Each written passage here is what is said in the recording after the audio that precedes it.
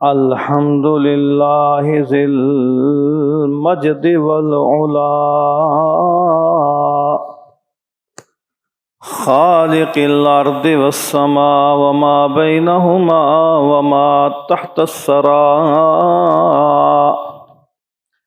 والصلاة والسلام علی افضل رسلہ سید الانبیاء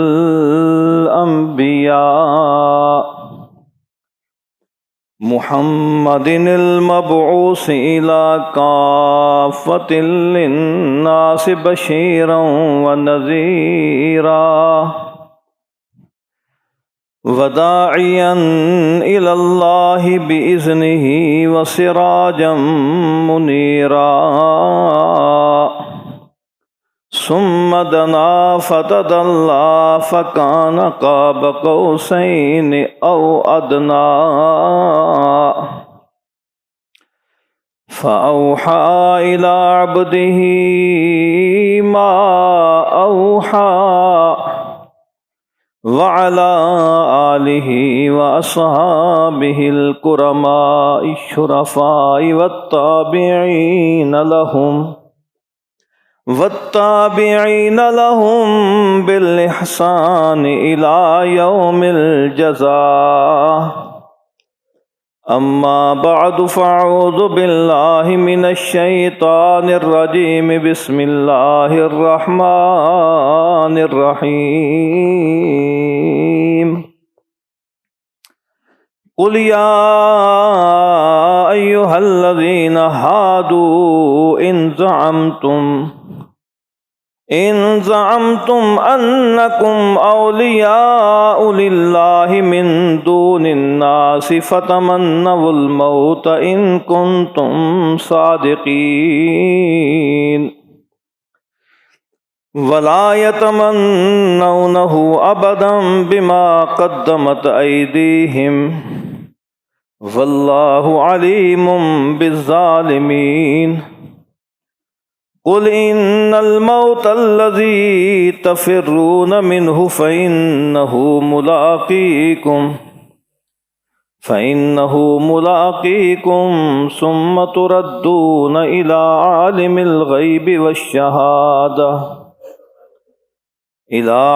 الغيب والشهادة فينبئكم بما كنتم تعملون صدق اللہ العظیم وصدق رسولہ النبی الکریم الامین۔ دروشی پڑھو جی السلام علیکم۔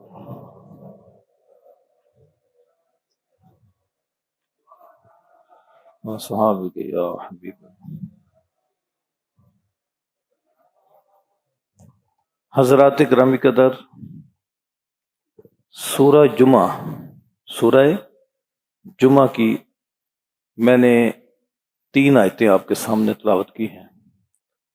رب کائنات فرماتے ہیں قل یا ایھا الذین ہادوا، اے محبوب ان سے کہہ دو اے وہ لوگوں جو یہودی ہو، یعنی اے یہودیو،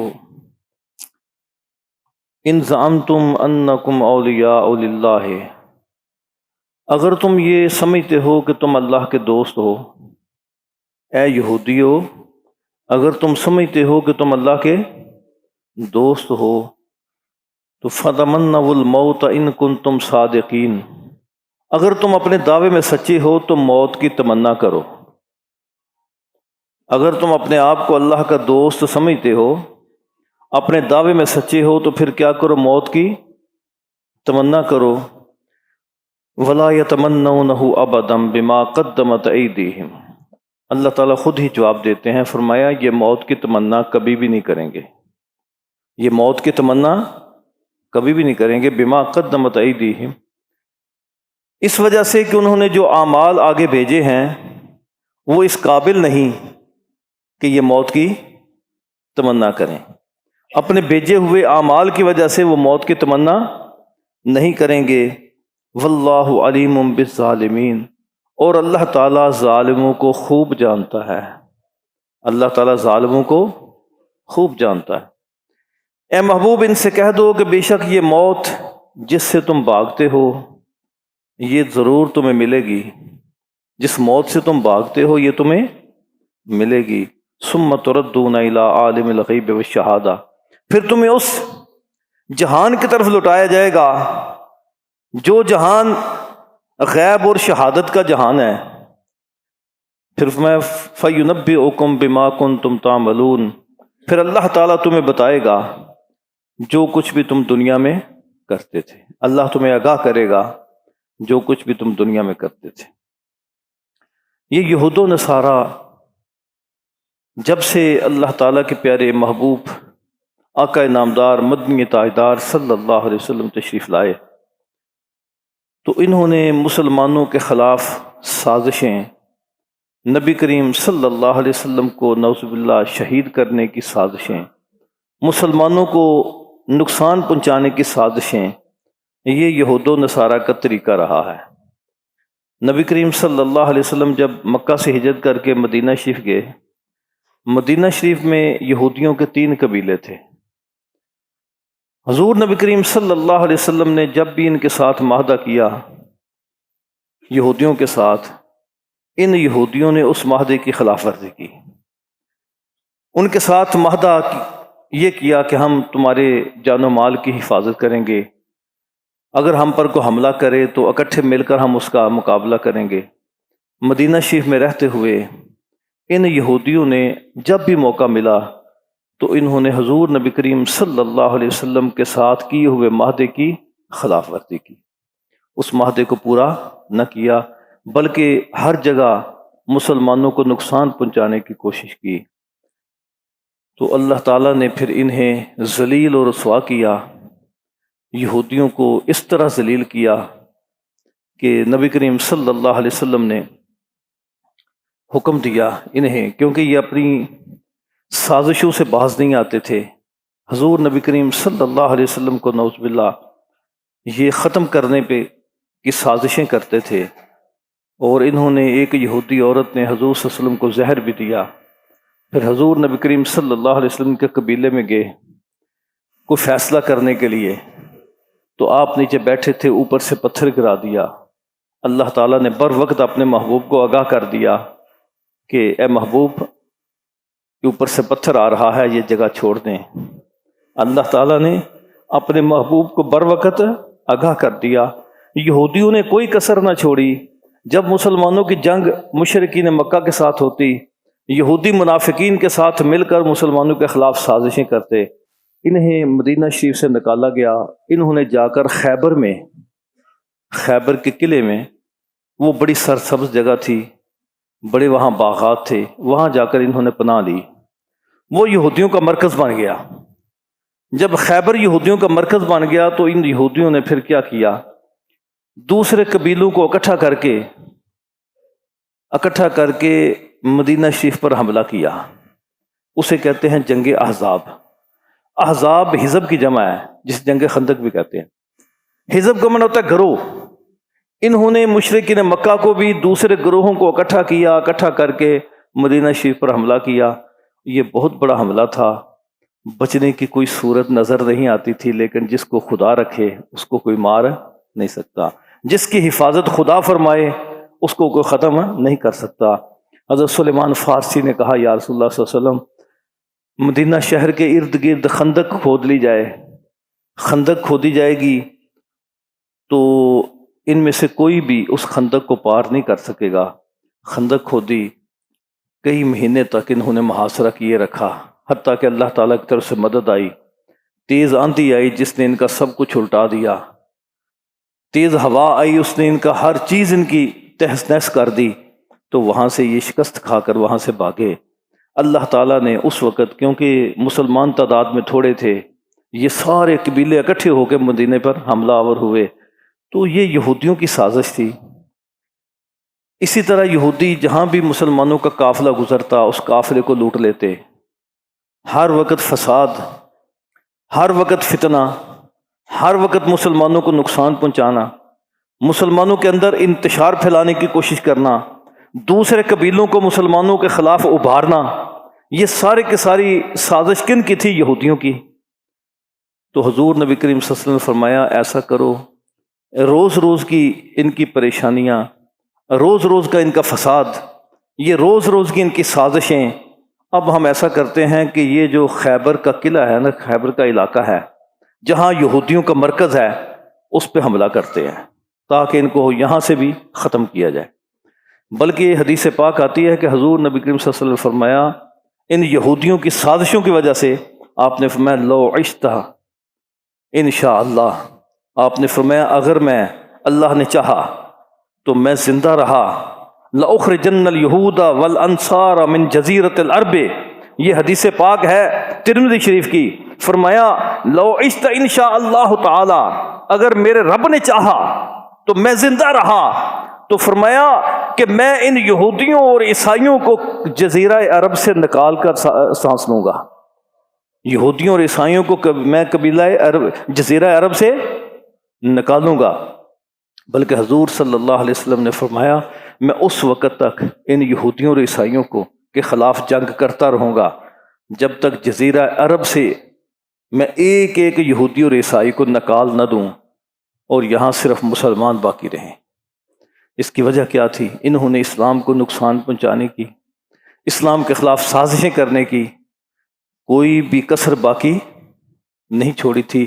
اس لیے فرمایا یا ایھا الذین آمنوا لا تتخذوا اليہود والنصارى، اے ایمان والو یہود اور نصارہ کو اپنا دوست نہ بناؤ، یہ تمہارے دوست نہیں ہو سکتے۔ کیوں؟ کہ یہ ہر وقت مسلمانوں کو نقصان پہنچانے کی سوچتے رہتے ہیں۔ تو یہاں یہ کہتے تھے نحن احباؤہ واولیاؤہ ابناؤہ، یہ کہتے تھے ہم اللہ کے بیٹے ہیں۔ یہودی کیا کہتے تھے؟ ہم اللہ کے بیٹے ہیں۔ واحباؤہ، ہم اللہ کے محبوب ہیں، ہم اللہ تعالیٰ کے دوست ہیں۔ تو اللہ تعالیٰ فرماتے ہیں کہ محبوب ان سے کہہ دو اگر تم اللہ کے دوست ہو، اللہ کے محبوب ہو، تو تمہیں اللہ کے پاس جلدی جانا چاہیے۔ اگر تم اللہ کے دوست ہو پھر تمہیں خدا کے پاس جلدی پہنچنا چاہیے۔ تم اس کے محبوب ہو، اس کے بیٹے ہو، تمہیں چاہیے کہ جلدی اس کا قرب حاصل کرو، موت کی تمنا کرو۔ حضور صلی اللہ علیہ وسلم فرمایا اگر یہ یہودی موت کی تمنا کرتے تو ایک بھی یہودی زندہ نہ رہتا۔ یہ بھی حضور صلی اللہ علیہ وسلم کا معجزہ ہے، اگر یہ یہودی موت کی تمنا کرتے تو ایک بھی یہودی زندہ نہ رہتا۔ فرمایا کہ یہ موت کی تمنا نہیں کریں گے کیونکہ انہیں زندگی سے پیار ہے، انہیں دنیا سے پیار ہے۔ یہ تو یہودی تھے جنہیں اپنی زندگی سے پیار تھا، لیکن ایک طرف حضور صلی اللہ علیہ وسلم کے صحابہ ہیں، نبی کریم صلی اللہ علیہ وسلم کے صحابہ کی حالت کیا ہے؟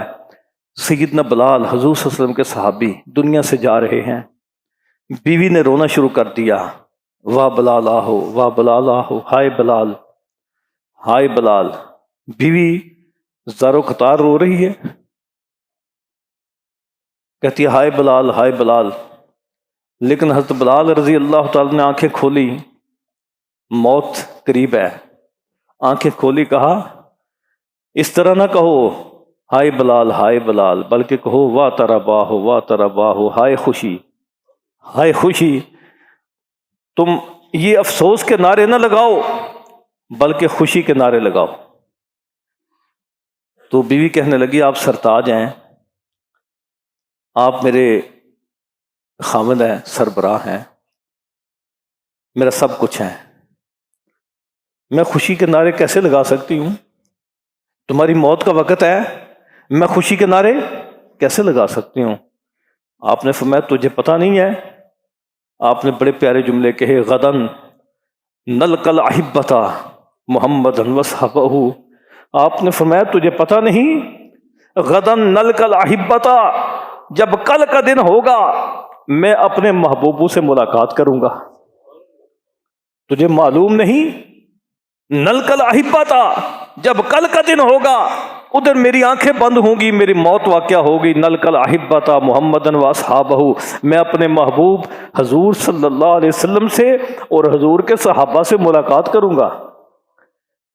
تو فرمایا مومن جو ہے وہ موت کی تمنا کیوں کرتا ہے؟ اس لیے کرتا ہے، اسے پتہ ہے کہ ادھر میری آنکھیں بند ہوں گی، اس سے اللہ تعالیٰ کے محبوب صلی اللہ علیہ وسلم سے اور حضور صلی اللہ علیہ وسلم کے صحابہ سے اور اللہ کے پیاروں سے میری ملاقات ہوگی۔ مومن یہ سمجھتا ہے الموت جسر یوصل الحبیب الی الحبیب، موت ایک پل ہے جو ایک محب کو محبوب سے ملاتا ہے، موت ایک پل ہے جو ایک محب کو محبوب سے ملاتا ہے۔ میرے دوستو، مومن کی موت یہ حقیقت میں یہ سمجھ لیں، اسے ہم عرس کیوں کہتے ہیں؟ مومن کی موت کو عرس، یہ جب سال ہوتا ہے عرس مناتے ہیں، سال پورا ہوتا ہے تو کیا کرتے ہیں؟ عرس مناتے ہیں۔ بعض لوگ برسی مناتے ہیں۔ برسی والوں کا اپنا ایک انداز ہے کہ برسی یہ سمجھیں سال کے بعد ایک برس پورا ہوا، انہوں نے کیا کیا؟ برسی منائی۔ یہ لفظ بھی انہوں نے سمجھیں عربی سے، عربی زبان سے، جو اللہ تعالیٰ کی محبوب زبان سے، اس سے نہیں لیا۔ برسی کا لفظ عربی زبان سے نہیں ہے۔ چاہیے تو یہ تھا کہ وہ لفظ استعمال کیا جاتا جو اللہ تعالیٰ کی محبوب اور پیاری زبان سے ہے۔ اللہ کی محبوب اور پیاری زبان کون سی ہے؟ عربی۔ یہ عربی وہ زبان ہے جو قرآن کی بھی زبان ہے، حدیث کی بھی زبان ہے، اور جنت میں بھی جنتیوں کی زبان عربی ہوگی۔ تو جس وقت یہ برسی کا لفظ ان نے استعمال کیا جس کا قرآن و حدیث سے کوئی تعلق نہیں ہے، عرس عربی کا لفظ ہے، عرس عربی کا لفظ ہے۔ کہاں سے لیا گیا؟ فرمایا جب مومن مر جاتا ہے، قبر میں اسے رکھا جاتا ہے تو فرشتے آتے ہیں، فرشتے خوبصورت شکل میں آتے ہیں، بڑی پیاری شکل میں آتے ہیں، اتنی حسین شکل ہوتی ہے کہ مرنے والے کا بھی دل یہ چاہتا ہے کہ کاش کہ میں پہلے مر جاتا، اتنی خوبصورت شکلیں دیکھنے کے لیے کاش کہ مجھے پہلے موت واقع ہو جاتی۔ تو خوبصورت شکل میں فرشتے آتے ہیں، فرشتے آ کے پھر اسے کہتے ہیں، سوال و جواب ہوتے ہیں، پھر کہتے ہیں نم کنومت العروس، نم کنومت العروس، فرشتے کہتے ہیں اب تو سو جا جس طرح دلہن سوتی ہے، اب تو سو جا جس طرح دلہن سوتی ہے۔ میرے دوستو، یہ جو عربی کا لفظ ہے کنومت العروس، اس سے ہی لفظ عرس ہے۔ تو عرس کیوں مناتے ہیں؟ کہ ان لوگوں کی موت حقیقت میں اللہ تعالیٰ اور اس کے محبوب سے ملاقات ہوتی ہے، اور ملاقات جو ہوتی ہے یہ افسوس کا مقام نہیں ہوتا، ملاقات خوشی کا مقام ہوتا ہے۔ جس وقت اپنے محبوبوں سے ملاقات ہو اور محبوب کائنات سے، اللہ کے پیارے حبیب سے ملاقات کی خوشخبری ملے، اس خوشخبری پر اللہ والے جو ہیں ان کی موت کو ہم عرس کہتے ہیں۔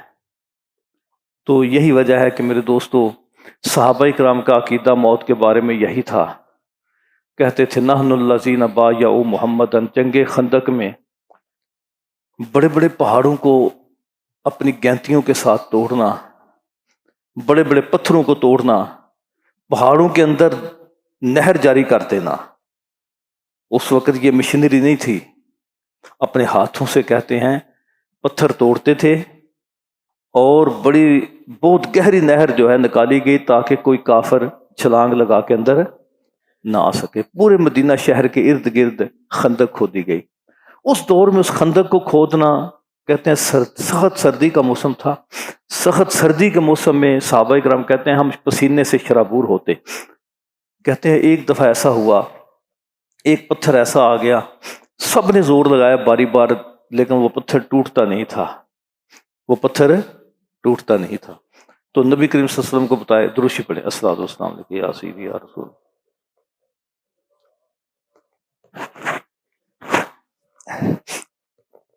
باری باری سب نے زور لگایا تو نبی کریم صلی اللہ علیہ وسلم کی بارگاہ میں حاضر ہوئے، یا رسول اللہ صلی اللہ علیہ وسلم، پتھر توڑنے کی کوشش کرتے ہیں لیکن پتھر ہم سے ٹوٹتا نہیں۔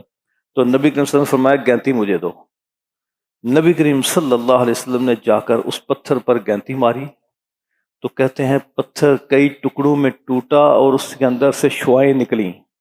جس وقت روشنی نکلی، شعائیں نکلیں، چنگاریاں نکلیں، آپ نے فرمایا اے میرے صحابہ، ان چنگاریوں کی روشنی میں میں کیسر و کسریٰ کے محلات کو دیکھ رہا ہوں۔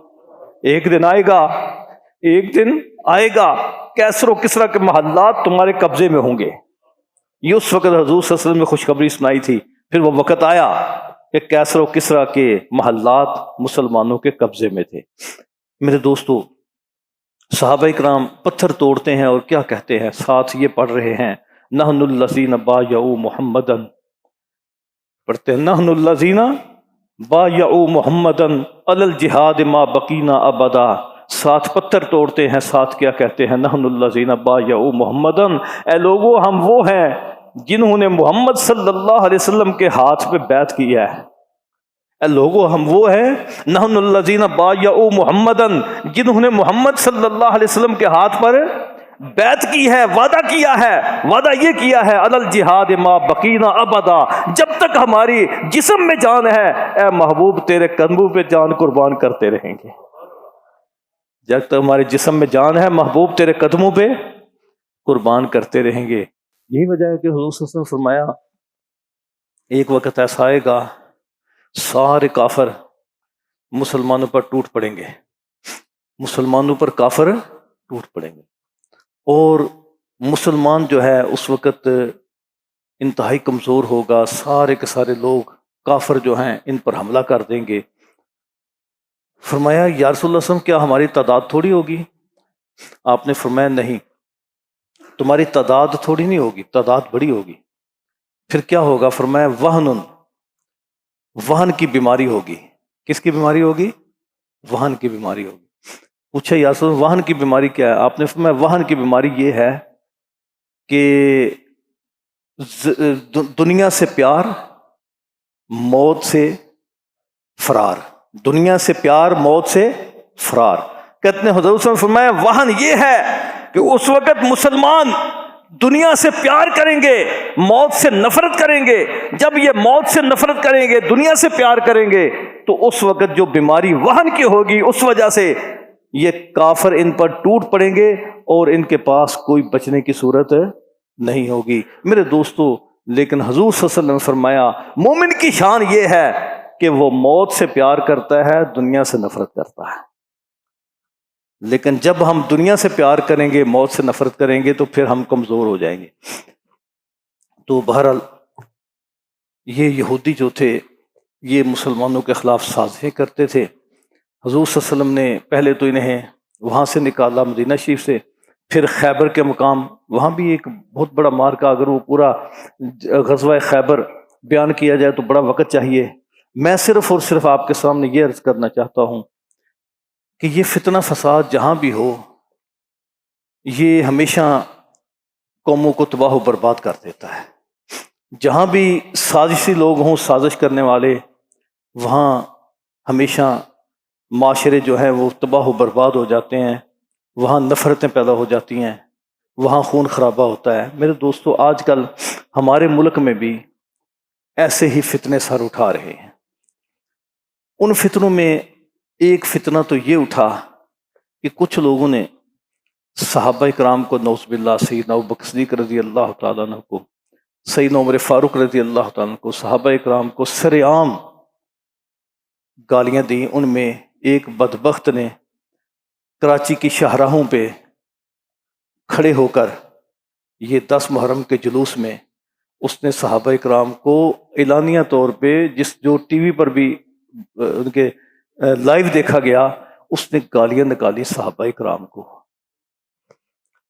پھر اہل بیت اطہار کے خلاف یزیدی ٹولہ، وہ اہل بیت اطہار کے خلاف جو یزید کے ماننے والے ہیں، یزید کو امیر المومنین کہتے ہیں، وہ امام حسن حسین کے خلاف، اور یہ ٹولہ جو ہے یہ ابوبکر صدیق عمر فاروق کے خلاف. یہ دونوں گروہ اس وقت انتشار پھیلانے والے، ملک میں فساد پھیلانے والے دونوں گروہ، ان کے خلاف مفتی پاکستان جناب مفتی منیب الرحمان صاحب نے کراچی میں ایک ریلی نکالی. کراچی میں جو ریلی نکالی، اس ریلی کا مقصد یہ تھا کہ ان لوگوں کو لغام دی جائے. یہ جو اہل بیت اطہار کے خلاف غلط باتیں کرتے ہیں، یہ جو لوگ صحابہ کرام کے بارے میں بکواس کرتے ہیں، ان کے منہ بند کیے جائیں تاکہ ملک میں انتشار نہ پھیلے، ملک میں فساد نہ پھیلے. تو یہ ایک ریلی نکالی گئی. پھر جگہ جگہ عظمت صحابہ کے جلسے ہوئے، اور شان اہل بیت کے جلسے ہوئے۔ مقصد کیا تھا کہ ان لوگوں کو لگام دی جائے تاکہ یہ لوگ اسلام کے خلاف جو سازشیں کرتے ہیں، جس طرح یہودی اور عیسائی کرتے تھے، جس طرح یہ دین اسلام کے خلاف سازشیں کرتے ہیں، مسلمانوں کے خلاف سازشیں کرتے ہیں، اور یہ ہر وقت ملک میں آگ لگانے کی کوشش کرتے ہیں، ان لوگوں کے منہ کسی طریقے سے بند کیے جائے۔ تو اس کا نتیجہ یہ نکلا، انہوں نے کہا ذاکروں نے کہ بھائی اب تم نے ایسا کرنا ہے کہ یہ جو سنی لوگ ہیں نا، ان نے ریلیاں نکالی ہیں، اب تم بڑے بڑے جلوس نکالو ان کے مقابلے میں چیلم پر۔ تو پہلے کبھی اس ہمارے روڈ پر ان کا جلوس نہیں گزرتا تھا۔ قانون یہ ہے کہ اصول یہ ہے کہ جہاں سے پہلے ان کے جلوس نہیں گزرتے وہاں جانے کی اجازت نہیں ہے۔ ہمارے اس روڈ پر بھی ان کا جلوس گزرا صرف یہ دکھانے کے لیے کہ ہم صحابہ کرام کو گالیاں نکالتے ہیں، نعوذ باللہ، یہ بتانا چاہتے تھے، ہماری غیرت کو للکارنا چاہتے تھے، اور یہ کہنا چاہتے تھے کہ ہم ایسا کرتے رہیں گے، دیکھو ہماری کتنی طاقت ہے۔ یہ اپنی طاقت دکھانے کے لیے انہوں نے ایسا کیا۔ میرے دوستو، ہم ان کی پرزور مذمت کرتے ہیں۔ یہ لوگ جو دنیا میں بلکہ اس ملک میں خاص طور پہ فساد پھیلانے کی کوشش کرتے ہیں، اس میں فتنہ پھیلانے کی کوشش کرتے ہیں، مسلمانوں کو لڑانے کی کوشش کرتے ہیں، مسلمانوں کے اندر نفرتیں پیدا کرنے کی کوشش کرتے ہیں، ہمارے مشاہیر کو، اہل بیت اطہار کو اور صحابہ کرام کو نعوذ باللہ ان کے بارے میں غلط باتیں کرتے ہیں، پھر یہ سڑکوں پہ نکل کر اعلانیہ طور پہ ایسا کریں۔ میرے دوستو، ہم اس کی پرزور مذمت کرتے ہیں۔ کیا آپ سارے میرا ساتھ دیتے ہیں اس بات میں؟ ان کے پرزور مذمت، اور جہاں سے پہلے ان کے جلوس نہیں گزرتے تھے، اور حکومت سے مطالبہ کرتے ہیں کہ بھائی وہاں سے ان کا جلوس نہیں گزرنا چاہیے، جو ان کے روٹ پہلے نہیں ہیں وہاں انہیں نہیں جانا چاہیے۔ میرے دوستو، دعا کریں کہ اللہ تعالیٰ اس فتنے سے بھی ہم سب کو محفوظ فرمائے۔ یہ بہت بڑا فتنہ ہے۔ کوئی ہمارے سامنے سیدنا ابوبکر صدیق رضی اللہ تعالیٰ عنہ کو، سیدنا عمر فاروق کو گالی نکالے، ہم سے برداشت ہوتا ہے؟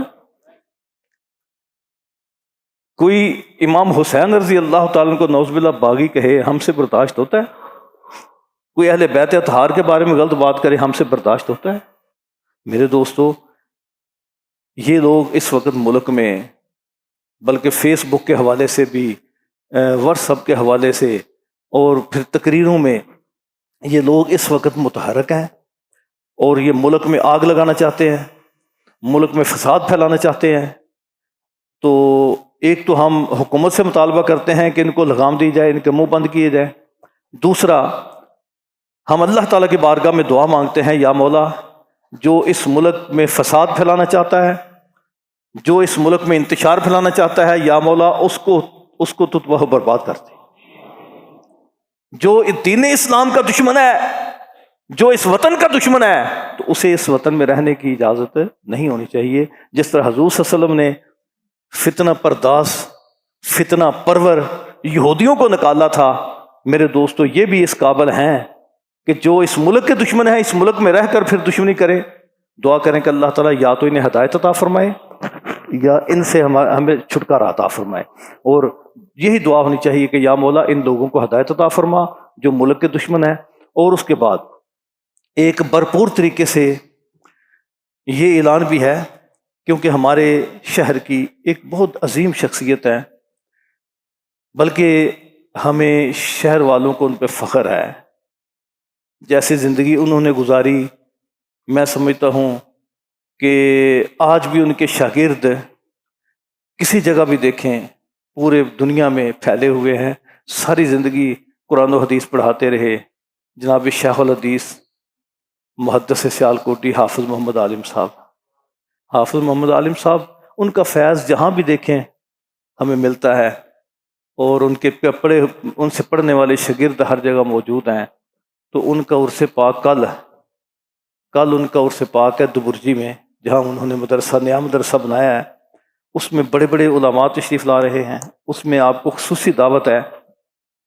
اس عرس پاک میں نیریاں شریف آزاد کشمیر، پروفیسر ڈاکٹر الحاج محمد سلطان العارفین الازہری یہ تشریف لائیں گے، یہ پروفیسر ڈاکٹر الحاج محمد سلطان العارفین اس وقت وائس چانسلر محی الدین یونیورسٹی کے اور دارالعلوم محمدیہ غوثیہ بیرا شریف وہاں سے یہ فارغ التحصیل ہیں، بیرا شریف کے پڑھے ہوئے ہیں، تو اللہ تعالیٰ نے انہیں بڑا علم عطا فرمایا۔ دوسرے شیخ الحدیث ہیں جامعہ نظامیہ لاہور کے عبدالستار سعیدی صاحب۔ اسی طرح باہر سے حضرت فضل بن محمد الکیروانی یہ تیونس سے تشریف لا رہے ہیں، مولانا ظفر محمود فراشوی یہ برطانیہ سے آ رہے ہیں، سمر عباس رضوی صاحب، یہ بہت بڑے بڑے علماء تشریف لا رہے ہیں۔ کل عشاء کی نماز کے بعد آپ سب حضرات کو خصوصی طور پہ دعوت ہے، اس میں شرکت فرمائیں، اور یہ علماء کی موجودگی اس دور میں، جس دور میں افراتفری کا دور ہے، فتنہ فساد کا دور ہے، میرے دوستو ان کی موجودگی ہمارے لیے باعث رحمت بھی ہے، باعث نعمت بھی ہے۔ اور کوشش کریں یہ جو ادارے ہیں، خاص طور پہ وہ مدارس جہاں بچوں کو قرآن و حدیث پڑھایا جاتا ہے، بچوں کو دین کا علم دیا جاتا ہے، بچوں کو اپنے عقائد سکھائے جاتے ہیں، تو ان مدرسوں کو زیادہ سے زیادہ کامیاب کریں، کیونکہ ہمارا پیسہ نمود و نمائش پہ تو خرچ ہوتا ہے۔ ایک ایسی محفل جس محفل میں نمود و نمائش ہو، لاکھوں روپیہ ہم خرچ کر دیتے ہیں۔ محفل نعت رکھیں، پوری رات کی محفل ہوتی ہے، کوئی ایسی محفل رکھ لیں جس میں پوری رات محفل ہوتی ہے، لاکھوں روپیہ خرچ کرتے ہیں، لیکن یہ مدارس جو ہے، ان کے بچے جو پڑھتے ہیں مدرسوں میں، ان کے لیے ہمارے پاس کچھ نہیں ہوتا۔ میرے دوستو یہ مدرسے مضبوط ہوں گے تو صحیح عالم دین آپ کو ملیں گے، یہ دینی مدرسے مضبوط ہوں گے تو آپ کو وہ عالم دین ملیں گے جو بد عقیدہ لوگوں کا جواب دے سکتے ہیں، جو تمہیں عقیدے کی بات بتا سکتے ہیں، جو تمہیں مسئلے مسائل بتا سکتے ہیں، وہ تو آپ کو تب ملیں گے اگر یہ مدرسے مضبوط ہوں گے۔